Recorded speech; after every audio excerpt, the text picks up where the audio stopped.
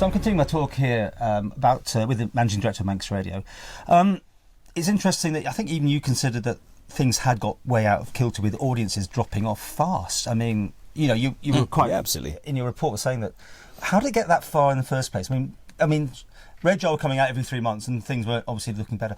I mean, again, maybe before your time, but do you think that the ship should have been turned earlier, maybe? It's very easy to say. I wasn't here. I don't know. Yeah. I think, intrinsically people don't like change. People, whether it's management structure, whether it's the corporate body, whether it's individuals. Certainly, I know with listeners, I know some of the changes we've made won't please everyone all the time.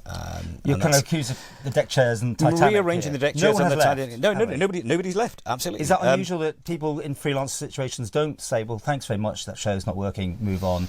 Here, you've extended broadcasting, you've allocated slots which weren't there before to accommodate everyone. Again, that's perception. Yeah, sure. I think I believe what we've done is we put the right people in the right slots. I believe previously, not generally, but there were some square pegs in round holes, and I believe we've addressed that. And I think give it time to bed in and let people listen to what we're doing. How long do you give things to bed? I mean, obviously, Radar every 3 months. Radar every 3 months. The audience research, the radio audience research thing. Yeah, absolutely. That comes out every 3 months. What I don't expect is to see a huge surge in people within 3 months, 6 months. It's not going to happen. What will probably have to start with people who liked what Manx Radio was doing. Say Mandate is the big one. Let's talk about Mandate specifically. But people who really liked Mandate will miss Mandate in its old format potentially. So some of them may choose to vote with their feet and tune away. It's a risk you take. What will happen in time is people who, and we're getting anecdotal, it's only day 4 of the schedule, but anecdotally I'm getting people saying to me, for everyone saying they're tuning away because they're angry and it's not what they wanted anymore, there are other people who are tuning in and saying, actually, this suits my lifestyle better. We realised Mandate was a great example. An hour of news in the morning didn't suit everyone. People's lifestyles have changed massively in the 30 years since that programme came along, and what we could see in the radar figures and what I was hearing time and time again from members of the public was, it's the wrong time of day. I'm getting kids ready for school. I'm doing this. I'm hustling around. I'm not. Well, of course, they used to have an AM and FM choice, but that goes back so long. It does. Yeah. I mean, that was kind of a strange one to probably even be running in this day and age. But how long do you give this thing? Sorry, I mean, yeah. You got to be wary. Yeah, absolutely. Are you driven by numbers, or are you public service broadcasting now? I mean, it's a tricky one because you've got. It is. No, absolutely, of course, absolutely, and there is always going to be that balance. So we have to make sure that we get that balance right. How long? To go back to your question, how long do we give it? We give it as long as it needs. Is the schedule we have on air today, mid-October 2019, the same schedule we'll have in 6 months, 6 years? Mm-hmm. Not possibly. There'll be tweaks. I'm not saying we're moving people. We will not react to sort of, panic, we better move that person. Tweaking what we do and how we do it, yeah, absolutely. If we don't, the danger is in 20 years' time, your replacement then and my replacement will be sitting here saying, well, you stuck with that schedule for too long, possibly. We have to evolve. I mean, this is probably an unfair question, but would you like to be free of the commercial activities if you could? If it was an ideal world, if you could just get on with delivering worthy radio rather than commercial radio, but with public service broadcasting. I think it's a strange model here. I'll be honest. Of course, it is. It's a strange hybrid. It does happen elsewhere. It happens in Germany. It happens at RTL in Luxembourg. Radio Tele for Share and RTE in Ireland have models which are partially public, partially commercial. It's never an easy stablemate, and there are sort of compromises you have to make between the two. To go back to your question again, how long do we give? As long as we take, but obviously there is a commercial pressure on that.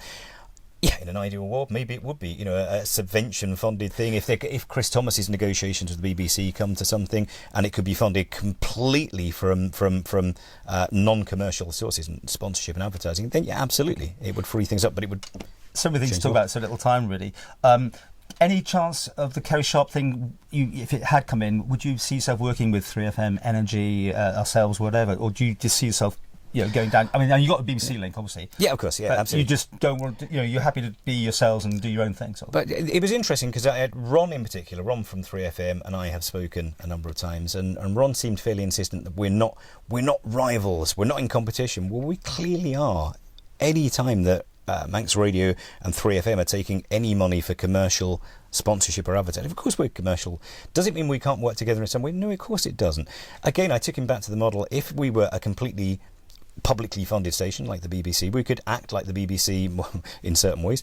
And for example, in terms of sharing content and offering the platform, yes, absolutely. So if you look at the way the BBC do that kind of thing, their journalist teams will get stories, they will use them first, and then they're made available to others. So yes, of course we do that. But all the time we're commercially... There were opportunities, engineering, things like that, we could do that, but when we've offered that olive branch, it's been thrown back. So it does seem as if it's a little bit one-way traffic. That's not to say that model will be the model forever. Who knows where this will go? I've offered interviews to Juan Turner and Ron Berry. I think Juan's definitely taking it up, but you can probably understand, although they're all ex-Manx radio people. Yeah, of course. As I think, working maybe all together might be some sort of... It might be, absolutely, but what does that mean? At the end of the day... Okay, let's talk about Kerry Sharp just finally. Yeah, sure. Were you happy that didn't go through? Or probably delighted with you. Right, okay. This is really odd. I think, well, interesting. Diluted things. Yeah, no. Moved you out down to the sea terminal. Here's where I'm on that. Sorry, I just hit your mic right. The basic premise that there needs to be some key performance indicators and objectives for a commercial or, in particular, a public service broadcaster is not a problem. Please do that. Let's sit down and do that. I think my fear with Kerry's report was, number one, it was going to kick this whole thing into the long grass. We were asked 1 year ago, beginning of this year, to go away and write a report, right back to the beginning of this interview, on the sustainable future funding and planning for Manx Radio.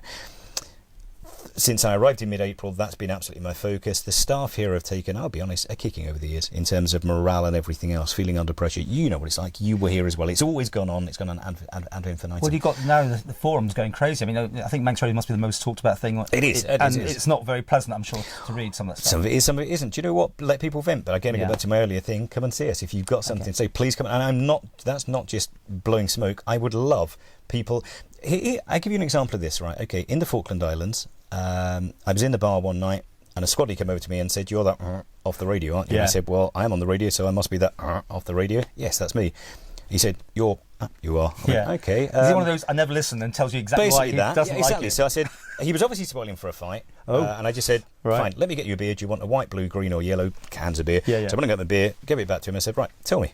And he said, "Well, actually, no, you're quite funny. I quite like what you do. It's all right. It's just that thing at 8:15. We got chatting, and then his mate came over and said, 'Is this that so-and-so off the radio?' He went, 'Actually, leave him alone. He's all right.'" I'm not saying that we're going to make all our detractors big fans, but what I want to do is engage. Okay. Tell us. Tell me about this trust thing. Is that happening? Definitely. It's going back to where there was a trust, which didn't have no sort of any had no power. teeth. But now it's a trust again with the same directors. Yeah, right. Okay, so previously, maybe not. Who knows? It's all early days. We're going to go to the Adjutant General and we're going to talk about that and thrash that out. The difference this time is the trust will have some teeth. It will have to be the trust will have to own the building. But they will be the directors of Radio Manx Limited anyway, will they? I mean, yes, but it will be an organisation. The idea is to try and remove some of the sort of get to a bit more arm's length the political sort of workings and stuff. Because at the moment we're working with Treasury, it's not the smoothest of relationships for either side. 3 years you got this deal for, is that right? Yes, 3 years. Then you have to go back again. Are we stuck in a sort of, you've got a short-term fix? Or who knows? I think this is where we're at this morning, Paul.